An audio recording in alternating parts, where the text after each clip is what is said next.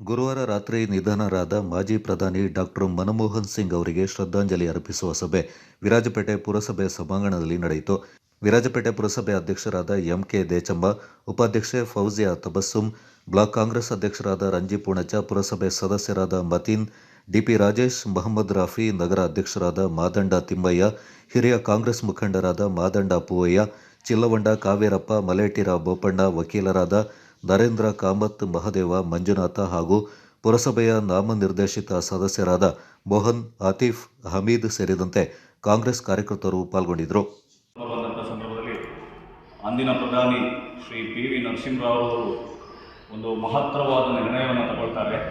ಅದುವರೆಗೂ ರಾಜಕೀಯದಲ್ಲಿ ಯಾವುದೇ ಒಂದು ಗಂಧಗಾಳಿ ಇಲ್ಲದಂಥ ಶ್ರೀಯುತ ಮನಮೋಹನ್ ಸಿಂಗ್ ಅವರನ್ನು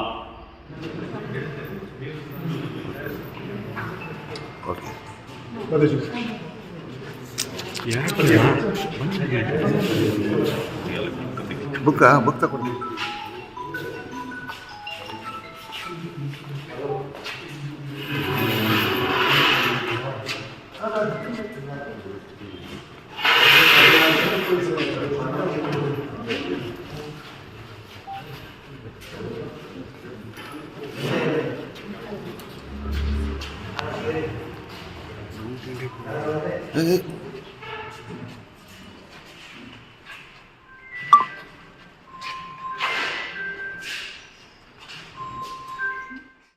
ಈಗ ಶ್ರದ್ಧಾಂಜಲಿ ಸಭೆಯ ಸಭಾ ಕಾರ್ಯಕ್ರಮವನ್ನು ಮುಂದುವರಿಸ್ತಾ ಇದ್ದೇವೆ. ಆಗಲೇ ಹೇಳಿದ 1991ರಲ್ಲಿ ದೇಶ ಬಹಳ ದುಃಖದ ಒಂದು ಸನ್ನಿವೇಶದಲ್ಲಿ ಹಾದು ಹೋಗ್ತಾ ಇದೆ.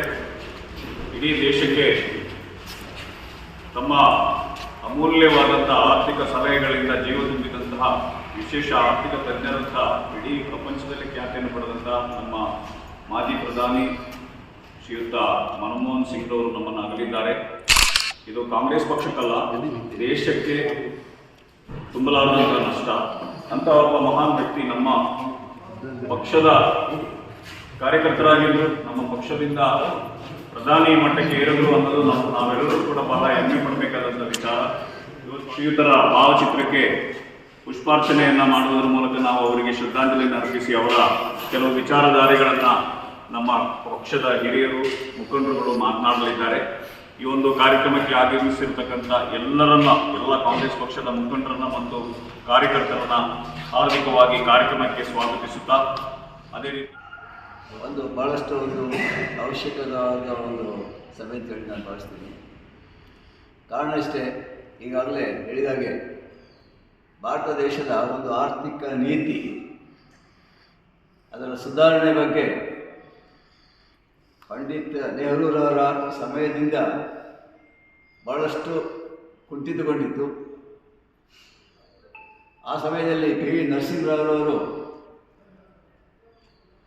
ಪ್ರಧಾನಿ ಆದಮೇಲೆ ಬಹುಶಃ ಮನಮೋಹನ್ ಸಿಂಗ್ ಅವರ ಒಂದು ಪಾಂಡಿತ್ಯವನ್ನು ಹಾಗೂ ಅವರ ಒಂದು ಆರ್ಥಿಕತೆಯ ಒಂದು ಅವರಲ್ಲಿದ್ದ ಆ ಒಂದು ಗಾಢವಾದ ಅನುಭವವನ್ನು ಪಡಿಬೇಕಂತ ಹೇಳಿ ಅವರ ಒಂದು ಸಲಹೆ ಮೇರೆಗೆ ಮನಮೋಹನ್ ಸಿಂಗ್ಗಳನ್ನು ಅವರು ಅವರ ಒಂದು ತಂಡಕ್ಕೆ ಸೇರಿಸಿಕೊಂಡು ಬಹುಶಃ ಆ ದಿನದಿಂದ ಮನಮೋಹನ್ ಸಿಂಗ್ ದೇಶದ ಈ ಒಂದು ರಾಜಕೀಯ, ಅದರಲ್ಲೂ ದೇಶದ ಆರ್ಥಿಕ ಪರಿಸ್ಥಿತಿಯಲ್ಲಿ ಹಿಂದೇಟು ಹಾಕಲಿಲ್ಲ.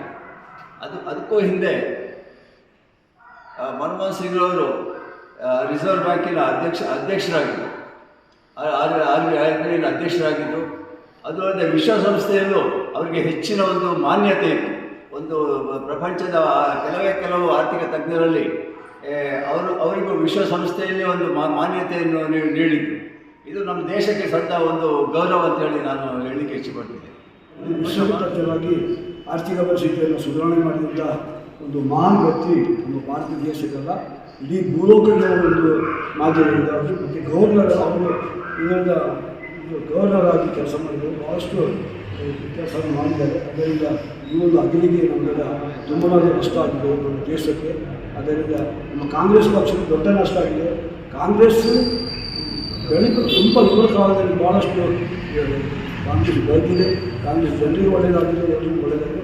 ಅದರಿಂದ ನಾವೆಲ್ಲ ನಮ್ಮ ಇವತ್ತು ನಾವು ಅವ್ರನ್ನ ನೆನೆಸ್ಕೊಂಡು ಅವರ ಅವರ ಆತ್ಮಕ್ಕೆ ಶಾಂತಿ ಸಿಗಲಿ, ಒಳ್ಳೆಯದಾಗಲಿ ಅಂತೇಳಿ ನಾವು ಬಯಸ್ತಾ ಮಾತಾಡೋದು. ದೀರ್ಘಕಾಲ ನಮ್ಮ ದೇಶವನ್ನು ಆಳಿ ಮನಮೋಹನ್ ಸಿಂಗ್ ಅಗಲಿದ್ದಾರೆ. ಈ ಕಾರ್ಯಕ್ರಮಕ್ಕೆ ಸಂತಾಪವಾಗಿ ಇಡೀ ದೇಶದಲ್ಲಿ ನಾವೆಲ್ಲ ಇಲ್ಲಿ ಸೇರಿದ್ದೀವಿ. ಈಗಾಗಲೇ ಅವರ ಬಗ್ಗೆ ಹಿರಿಯ ವಕೀಲರಾದ MS ಗೋಯನ್ ಅವರು, ಹಿರಿಯ ಕಾಂಗ್ರೆಸ್ಸಿಗರು, ಕೆಲವೊಂದು ಕಾವರಪ್ಪನವರು ಅವರ ಬಗ್ಗೆ ಮಾತಾಡಿದ್ದಾರೆ. ಇವತ್ತೆಲ್ಲರೂ ಮನಮೋಹನ್ ಸಿಂಗ್ ಬಗ್ಗೆ ಮಾತಾಡ್ತಾರೆ. ಅವ್ರ ಬಗ್ಗೆ ಉದಾರೀಕರಣ, ಆರ್ಥಿಕೀಕರಣ, ಖಾಸಗೀಕರಣ ತಿಳಿದಿದ್ದಾರೆ. ಆದರೆ ಮನಮೋಹನ್ ಸಿಂಗ್ ಅವರು ಕಾಂಗ್ರೆಸ್ಸಿಗರಾಗಿದ್ದರು. ಮನಮೋಹನ್ ಸಿಂಗ್ ಅವರ ರಾಜಕೀಯ ಚರಿತ್ರೆ ಕಾಂಗ್ರೆಸ್ ಚರಿತ್ರೆ, ಕಾಂಗ್ರೆಸ್ ಚರಿತ್ರೆ ನಮ್ಮ ಈ ಭಾರತದ ಚರಿತ್ರೆ ಅಂತೇಳಿ ತಪ್ಪಾಗಲ್ಲ. ಇವತ್ತು ವಾಟ್ಸಪ್ಪಲ್ಲಿ ಯೂನಿವರ್ಸಿಟಿಯಲ್ಲಿ ಸುಳ್ಳು ಮಾಧ್ಯಮ ಪ್ರಚಾರದಲ್ಲಿ ಏನೆಲ್ಲೋ ತಪ್ಪುಗಳು ಕಂಡು ಬರ್ತದೆ. ಅದರಿಂದ ಸದೃಢವಾಗಿ ಕಾಂಗ್ರೆಸ್ ಚರಿತ್ರೆ, ಈ ಭಾರತ ಚರಿತ್ರೆ, ಮನಮೋಹನ್ ಸಿಂಗ್ ಬಗ್ಗೆ ಇಂಟರ್ನೆಟ್ಟಲ್ಲಿ ಸಿಕ್ಕದ, ಮಾಧ್ಯಮದಲ್ಲಿ ಕಾಣದ ಕೆಲವು ವಿಷಯಗಳನ್ನು ನಾನು ಇಲ್ಲಿ ಹೇಳಬೇಕಂತೇಳಿ ಇಷ್ಟಪಡ್ತಾ ಇದ್ದೀನಿ.